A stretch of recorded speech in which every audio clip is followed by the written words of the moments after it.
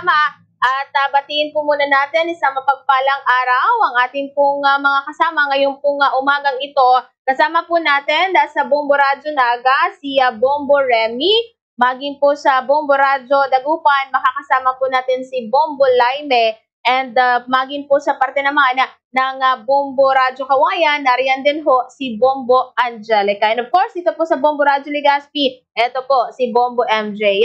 And batiin din po natin ating pong Bombo International News Correspondent dyan po sa Canada, si Bombo Christian Garcia. Bombo Christian, kamusta po dyan? At kamusta po muna, no? Baka may mga maibibigay ka na po nga mga latest sa update kaganapan dyan po sa Vancouver, Canada. Matapos nga ito po nga pag-araro ng isa po nga sasakyan sa isa po nga crowd dyan po sa isang pagtitipon ng Pinoy Street Festival. Go ahead po. Hello, magandang umaga sa inyo dyan. Yes, magandang umaga po, Sir Christian. Hello po, kumusta kayo? Opo, okay naman po kami. Makiki-update lang po kami. Kamusta po din ang situation na sa mga oras na ito. Lalo na po ito talagang nangyari pong pag-araro ng sasakyan po dyan sa isang Pinoy Street Festival kung saan ay may mga namatay at meron din pong nasugatan sa nangyari pong insidente. Ano na po yung latest update po muna so far, sir? So sa ngayon, ang buong Canada po ay nagluluksa, ang buong Filipino community at ang mga kababayan nating nandito. Pero siyempre ang buong probinsya naman ng Vancouver sa ng British Columbia talagang full support din sila dito. So meron silang update based doon sa latest update. 11 na yung confirmed na nasawi sa kasamang palad at more than 20 yung mga injured na hindi natin alam kung kababayan natin lahat siya. Siguro mix yun, may mga ibang lahi din na nadamay. Wala kasing name na pwedeng i-release kasi sensitive yung case under investigation pa. Pero doon po sa mga nabanggit po ninyong 11 casualties, meron ho ba dito na mga kababayan po niya itong Pinoy? Confirm po na merong mga Pinoy pero hindi lang po natin alam yung exact number kung ilan at kung ilan din yung ibang lahi. Kasi po pag gano'n medyo confidential. Ang Canadian Police po ang nagre-release nun. Kailangan lang makontak muna yung mga relatives bago mag-release ng pangalan. So numbers lang po ang kanilang dinisclose kanina. Pero prior po nung incident, pwede po ba malaman muna, sir, ano yung kaganapan doon at doon sa pagtitipon-tipon hanggang sa nauwi sa pag-araro nito pong suspect and driver po nitong sasakyan? Kasi nagsimula siya ng maaga dumagsa ang mga tao doon, mga 11 Pero 9 open na para mag-set up yung community. So, nung bandang tanghali hanggang hapon, as in madami talagang tao, maraming pagkain, may mga sayawan, may mga concerts, and then papunta pa nga doon si Apple Day Up nung bandang hapon, kaya mas dumami yung tao. Kaya nung nangyari yung incident, after 8 o'clock na So, kaya siguro maraming nadamay kasi halos nag-uuwian na yung mga tao, saka nagbibilihan ng pagkain nila. Doon sa area na pinangyarihan, mga food truck yung nandun, saka siguro may mga pila. Nung nakapasok yung SUV, doon talaga maraming nadamay. Okay. Sige, sa mga dagdag pa pong katanungan po, sir, at kasama natin ang Bombo Radyo Kawayan. Unahin ko po si Bombo Angelica para po sa mga pagbibigay din po ng mga katanungan ho sa inyo. Bombo Angelica, sa iyo pong mga questions kay Bombo Christian Garcia, please go ahead. Okay. Yes, maraming salamat Bombo MJ at syempre magandang umaga po sa inyo, Sir Christian, at welcome dito po sa ating pong tie-up. Sir, ito karagdagang katanungan from Bombo Radyo Kawayan. Sa ngayon, sir, we know na under investigation, patuloy ito nga pong ginagawang investigation po ng mga authorities po diyan. Pero meron na po bang nakikita ng mga inisyal na mga posibleng motibo kung bakit ginawa nito nga pong nasabi pong suspect? Ito nga kung nasabi pong insidente ho na ito, sir. Sa ngayon, based sa latest report, inalis nila yung conclusion na terrorism. Mm-mm. So, likely parang nakikita nila is more on mental health issue kasi yung suspect is may history na sa police ng mental health Okay. concern. So, I mean, inalis na din yung act of terrorism. So, sa ngayon, hindi ko pa confirm hanggang walang nilalabas ang Canadian police kasi sensitive yung case na yan. And nakakasagap lang kami ng information sa mga press conference nila kasi sila lang yung talagang allow na mag-disclose ng mga details.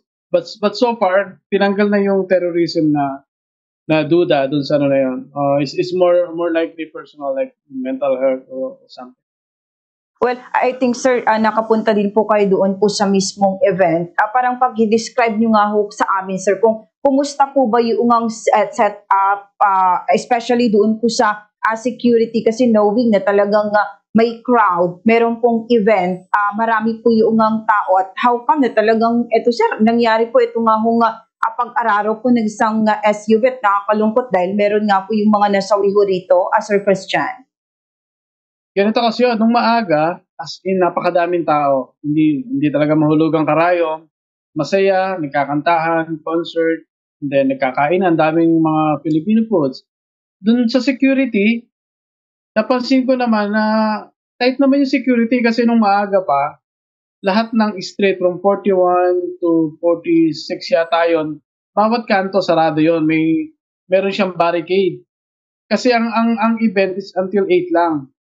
Ang iniisip ko lang, conclusion ko lang, tinanggal na siguro nila yung barricade nung around 8 o'clock na. Kaya nung nangyari yung aksidente is after 8 na eh. Pero during the event, talagang naka-barricade yun bawat street. Sarado talaga. Naglakad pa nga ako ng malayo para lang makapasok dun sa area. Bawal na sasakyan doon. Naka-barricade naman. At eto sir, yung nga pong nung eto sinasabi po na naglakad ho kayo. Parang paki-describe nyo nga po kami sir kung kumusta yung environment po doon. Doon nababanggit nyo kanina na may mga sayawan, may mga, eto yung nga pong mga nagbibenta po ng pagkain po doon sir. As in talagang overcrowded, marami talagang tao. As in maraming umattend, maraming naka-join.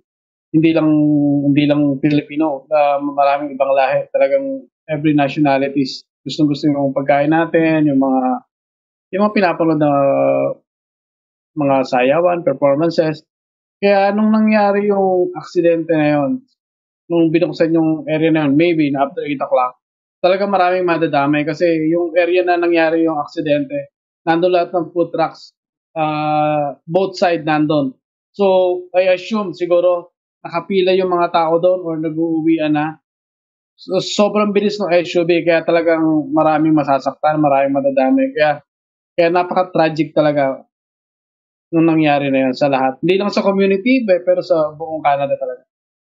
Well, sige, maraming salamat po sa inyo pong time, Sir Christian. At ito, napaunlakan po yung ilang po mga katanungan dito po sa aming pong impilan ng Bombo Radio Kawain. Siguro, babalik ko po yung linya kay Bombo MJ at for sure, meron pa pong mga karagdagang katanungan po ang ating pong mga kasama pong kapatid na impilan. Maraming salamat, Sir Christian. Back to Bombo MJ. Yes, maraming salamat, Bombo Angelica. And Sir Christian, doon na din po tayo sa patinin ng Bombo Radyo Dagupan para po sa mga karagdagang mga katanungan din po regarding pa rin po dyan sa usapin ng pag-araro nito pong bihikulo dyan sa isa pong Pinoy Street Festival sa Canada. Si Bombo Laime po ang ating pong anchor woman. Dyan po siya parte ng Dagupan, Pangasinan. Bombo Laime, please come in. Maraming salamat, Bombo MJ, and siyempre good morning, Sir Christian, dito po sa Pinas, dito po sa Dagupan, at sa probinsya po ng Pangasinan. Ayan, since festival, ito pong napag-uusapan na labang po natin. Alam din naman po natin talagang worldwide, hindi na po nawawala ito pong mga festivities sa ating pong mga kanya-kanya pong lokasyon. Pero dyan po sa inyo pong lugar, Sir Christian, is this the first time na mangyari po ito pong kahalintulad po na insidente, and considered po ba ito na pinaka-worst na, lalo na at meron pong kaswalidad na naitala po dyan, Sir Christian? Sa totoo lang po, talaga nakakalungkot. Ito yung pinaka-worst na nangyari sabihin natin sa history ng Filipino events dito sa Canada. Dahil sabi nga ng mga Canadian, ang mga Pilipino ang pinaka-decent saka pinaka-respectful na tao dito sa Canada, pinakatahimik, hardworking. And then suddenly ganito yung nangyari. So hindi lang ang mga Pinoy ang nalulungkot dito. Halos lahat ng ibang lahi. Nakailang tawag na sa akin yung mga iba't ibang nationalities na kasama ko sa trabaho na kumusta, nalulungkot sa nangyari, nag-o-offer ng dasal. Kaya ito na yung pinakamalaki talaga na tragedy na nangyari sa Filipino community, which is napakalaking event kasi nito eh. Saka yun nga, pati ang government dito, ngayon naka-half mast na yung Canadian flag dito sa Vancouver. So bilang pagrespeto talaga dun sa nangyari.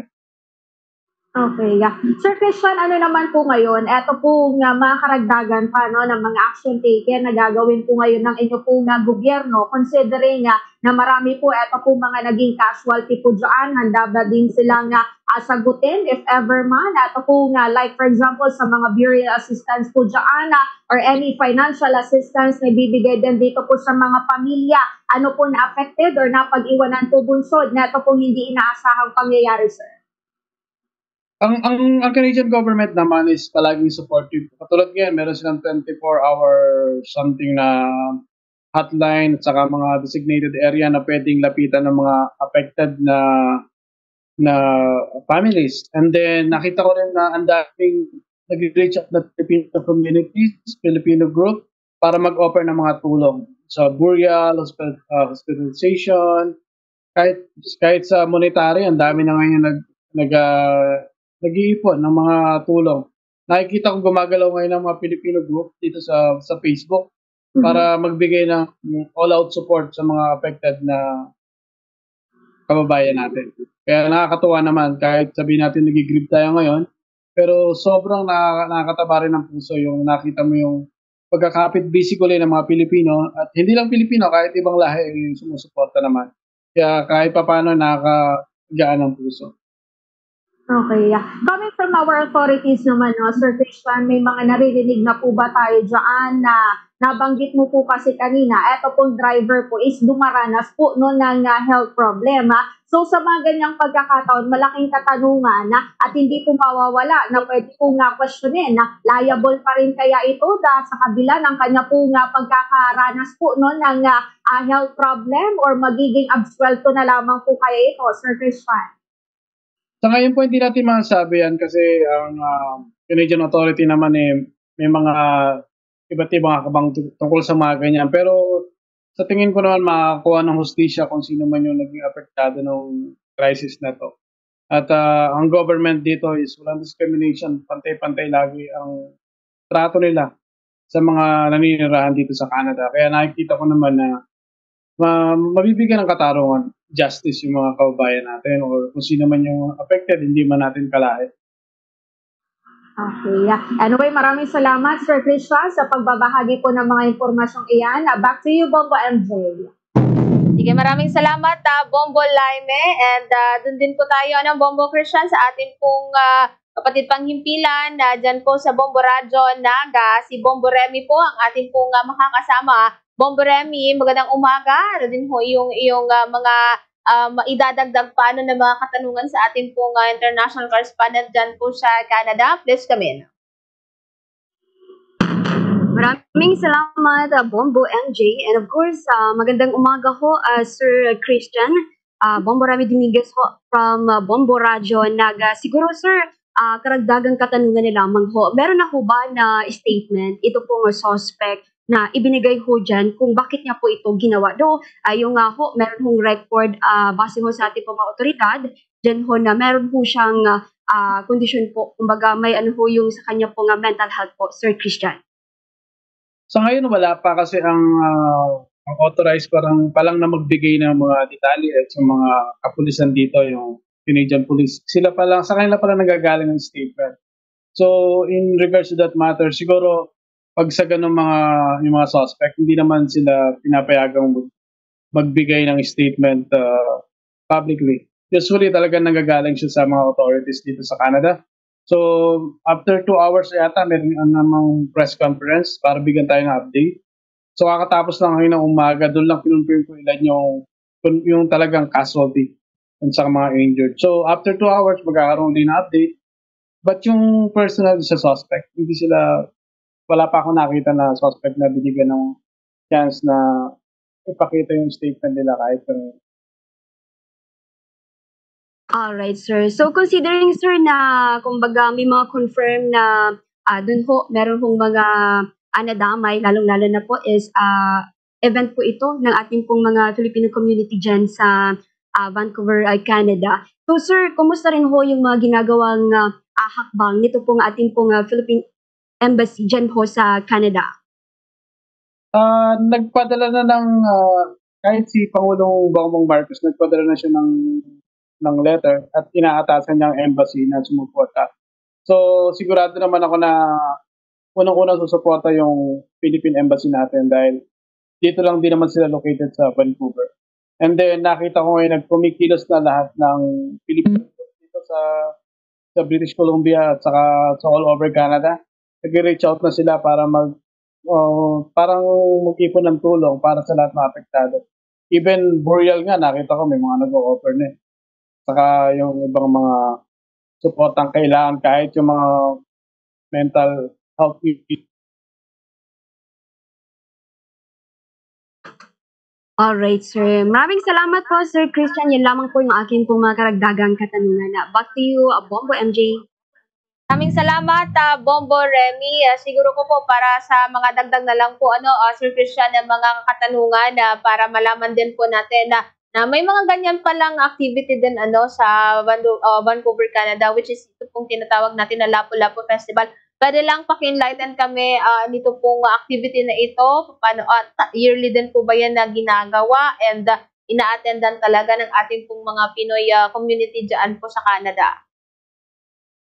Ang Lapu-Lapu isa lang yan sa event dito sa Canada. Actually, ang daming event dito eh. Kumbaga, marami tayong mga Filipino groups dito na nag-organize ng mga event. Isa lang yan sa malaking event.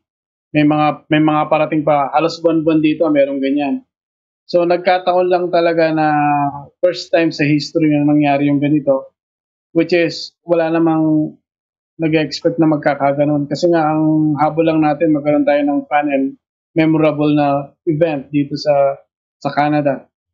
Which is lahat siguro ngayon shock pa rin eh. Kahit mga tao sa Pilipinas, kahit dito hindi kayo makapaniwala na nangyari yan kasi sa tinagal-tagal na mga events, ngayon lang talaga yan nangyari. Opo. So ngayong bukas po ba may mga activity pa po regarding dyan sa Pinoy Festival or cancel na po ba or ano po yung magiging one day lang po siya, one day lang. One day. One day. Pero yung ibang event minsan inaabot ng 2 days. Pero ito one day event lang. Pero na may mga naririnig ako na mamaya yung alas 5 may magpupuntahan doon na mga Filipino groups. Magbibigil sila, magdadala ng mga flowers dun sa area. So, yun ang so far na update pa lang na plan ng mga ibang groups. Ang daming Filipino groups dito, talagang nakakatuwa, nagsasama-sama sila ngayon para magsuportahan sa isa't isa. Yun ang maganda sa ating komunidad dito. Kaya well-respected tayo dito sa Canada. Okay. Baka may mga mensahe na lamang po kayo, Sir Christian? So sa ating mga kababayan po, humihingi lang ako ng dasal sa inyo sa nangyaring to. Kahit kami dito hindi pa maka-get over sa nangyari, which is talagang nakakalungkot. Ang hiling lang namin sana ipagdasal natin yung mga naapektuhan, yung mga naiwang pamilya, at sana wag na uling mangyari yung mga ganitong pangyayari sa ating community. Hindi lang sa community natin, kahit saan sa mundo. Opo.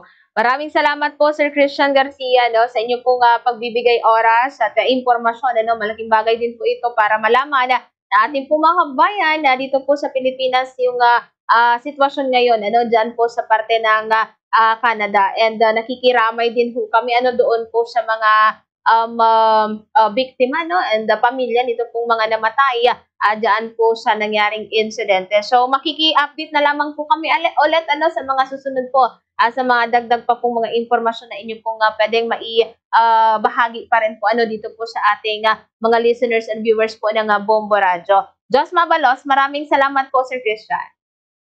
Maraming salamat po. Basta kung may kailangan kayo at may update, balitaan ko na din kayo kung ano pa naman, ha? Alright. Thank you so much. So yan na, Bongo